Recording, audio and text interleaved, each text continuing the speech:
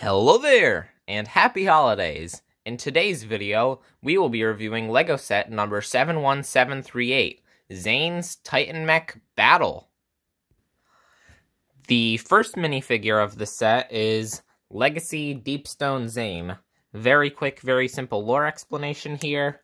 This Deepstone outfit is just something they had in the 5th season where, basically, they got fancy new outfits so that they wouldn't get possessed by ghosts. Simple as that. He has some nice white arms and black hands, pretty nice printing on the legs and torso with that little emblem on there. A black bow and arrow piece. His hairpiece in silver, plus this really nice face print with some printing on the back of the head as well. And then you got a silver sword. There's a fly in here, so sorry if that shows up on camera. He has this nice gunmetal gray sword holder thing, and then that really cool like saber-toothed tiger emblem on the back. And if we put this and his head back on, we then can put on the dual molded ninja wrap piece, which is white and black. And that looks really nice, if I do say so myself. Now, let's look at the next minifigure. The second minifigure is the first villain of the set. This is the Soul Archer. Pretty, like, you know, normal Ninjago ghost. He's got this really nice dual molded purple and trans neon green, like, piece instead of legs. And because of that, I think that makes him, yeah, a little bit taller than regular minifigures because of that. This guy is non-exclusive, but still a really nice minifig.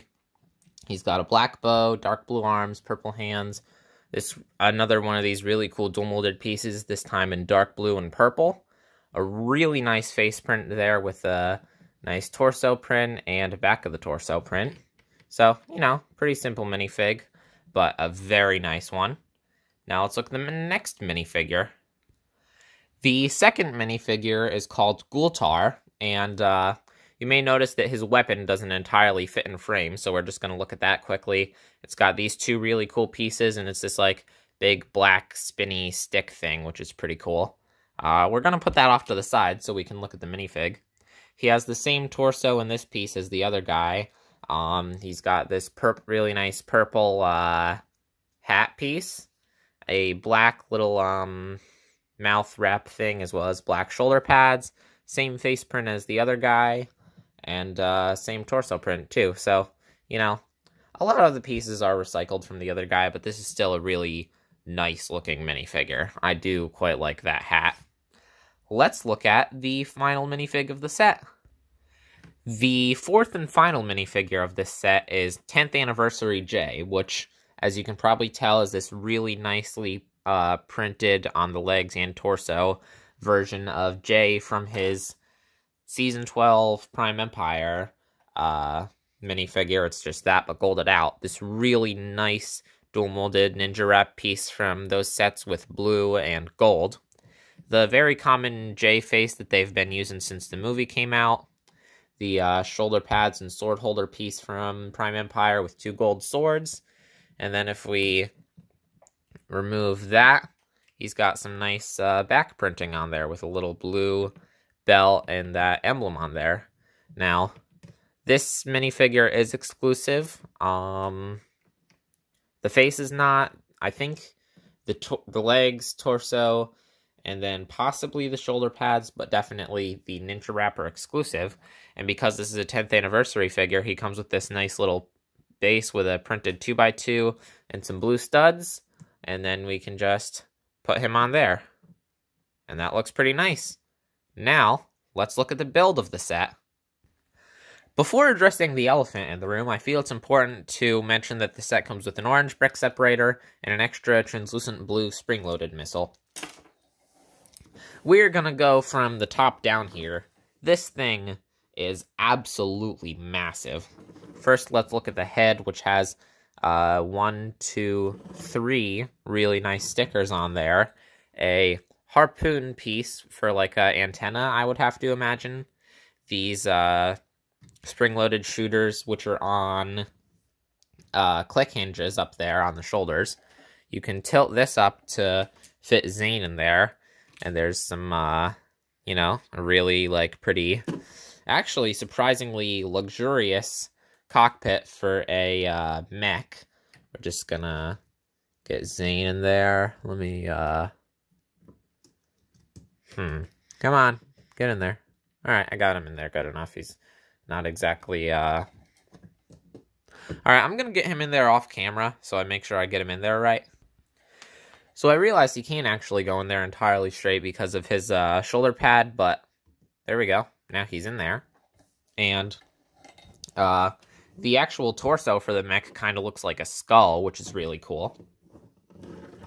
If we flip it around, you can see the back of the torso looks pretty nice, and also something neat is that there's these clips on these pieces right here where you can store his weapons. We're going to put that and the sword. And I think that, hold on, I think that's pretty cool. Now, if we go back to the front of the mech, you can see these just massive shoulder pads. They're symmetrical on each side, but we do have 2 unique stickers on each side. Very nice articulation.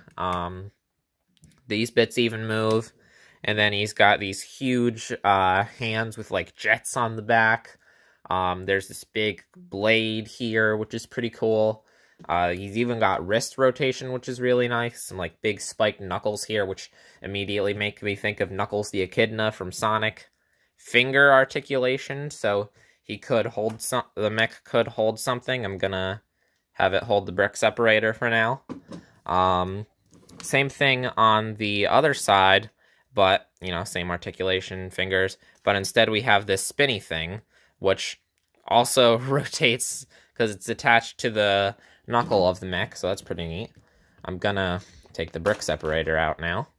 And then if we make our way downwards, this thing is heavy, so I'm gonna try and pick it up as little as possible. So I'm gonna pan the camera. Huge legs. It's funny, the actual thighs of the mech are not as thick as I believe these would be the calves of the mech. But yeah, this is insane. There's this really cool technique here using some mixel joints to give knee articulation. I love knee articulation on mechs. He's got these big, tall, like, knee pad things, a sticker on these sand blue bits on the thighs, same thing on the other side. These bits here with some, I believe that color is called medium azure. Very large feet on the mech, and then stickers on each side of the bottom part of the calves of the mech. And we have these really cool little boosters here, which use a gunmetal gray honeycomb and a translucent light blue minifigure head. And there's 4 of them on there. This is a very cool and very elaborate and very bulky mech with some really nice articulation. I very much enjoy this set, if you couldn't tell already. Like that it has a lot of these Nexonites pieces. I love the color scheme of white, sand blue, gold, and a little bit of this, I think that's called medium azure. But now, let's look at the box and manual. Starting at the bottom of the box, because it doesn't entirely fit in frame, we've got all the minifigures, Moro, and a QR code to say that this was featured in Season 5, because this is, in fact, a Ninjago Legacy set, and a remake of a set from 2015, I think. There's all this information up here, 9+, 840 pieces, which I'm going to touch on in a bit. And if we go higher, we got the Ninjago Legacy 10th anniversary thing. All the minifigures up here in the actual size comparison. Always got to do this. Yep. This really cool portrait of 10th anniversary Jay here. That little portrait on the bottom. Just box art continuing to the side here. And then it shows like the mech in a cool action pose. Some screenshots from Season 5 of the show. Moro's above there again. Shows a bunch of the articulation and play features and how massive the thing is. 10.2 inches. This thing is almost a foot tall. Shows to collect all 6 Golden Ninja. And there's some Ninjago text here. I'm sure that says something, but I have no clue what it says. And then there's this neat little emblem here. Now let's look at the manual. The manual is one of these huge rectangle ones, and it's actually vertical too, which is nice. It's a very thick manual, as you can see. You got sit number, QR code. If we go to the back, we have Win Lloyd, or Win Movie Lloyd, and then all the pieces, and then a advertisement for the other sets from this wave. I have all 3 of these. I do not have the X1 Ninja Charger or the red car for anybody that doesn't know Ninjago. And yeah, there's not really much else with this. Now, let's give the set its number score. Overall, I really enjoy this set. It's got a great color scheme, great articulation. This thing was only like 60 or 65 bucks when it came out, and look at the piece count, 840. If you're a price per piece person, that is absolutely insane value. This thing is huge. It's just a really awesome mech and such an upgrade from the original one. And it's even got some pretty good minifigs. So, overall, I have to give this set a very high 9 out of 10. But, that's all for today's video.